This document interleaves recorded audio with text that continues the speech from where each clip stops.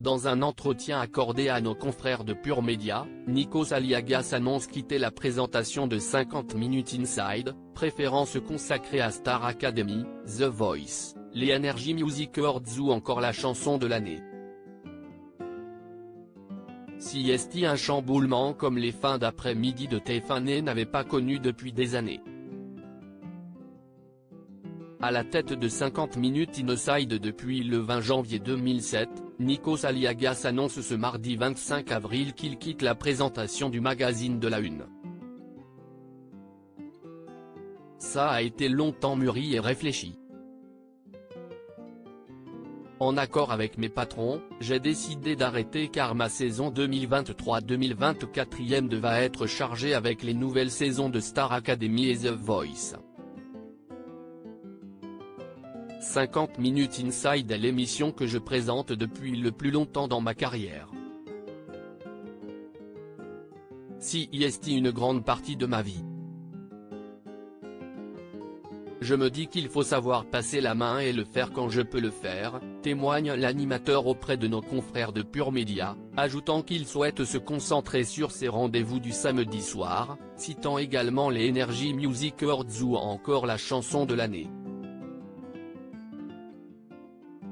Un autre projet télévisuel pour Nikos Aliagas après son départ de 50 Minutes Inside. Je ne quitte pas 50 Minutes Inside sur une quelconque note d'amertume, je pars avec joie.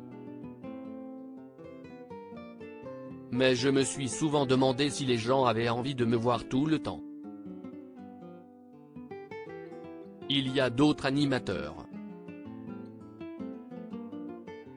Depuis 16 ans, je prends l'antenne à 17h50 et la rends à 1h du matin le samedi. Si est beaucoup, confie celui qui veut aussi prendre du temps pour lui et pour son autre passion, la photographie. La carrière de l'animateur est loin d'être terminée.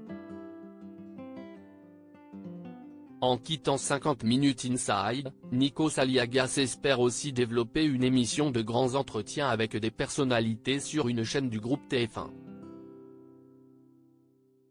Qui pour remplacer Nikos Aliagas dans 50 Minutes Inside.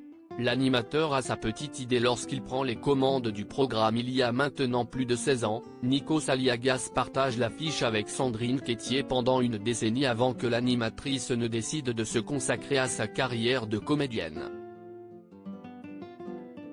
S'il affirme qu'il n'est pas décisionnaire sur le nom de celui ou celle qui le remplacera, le présentateur glisse tout de même que ça peut être sympa de choisir un visage féminin. Pour le moment, aucune date de départ n'a encore été arrêtée.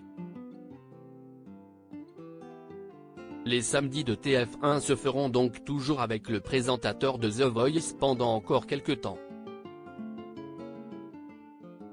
À lire aussi The Voice, Nikos Aliagas fait sensation avec sa veste rose, découvrez le prix de sa tenue.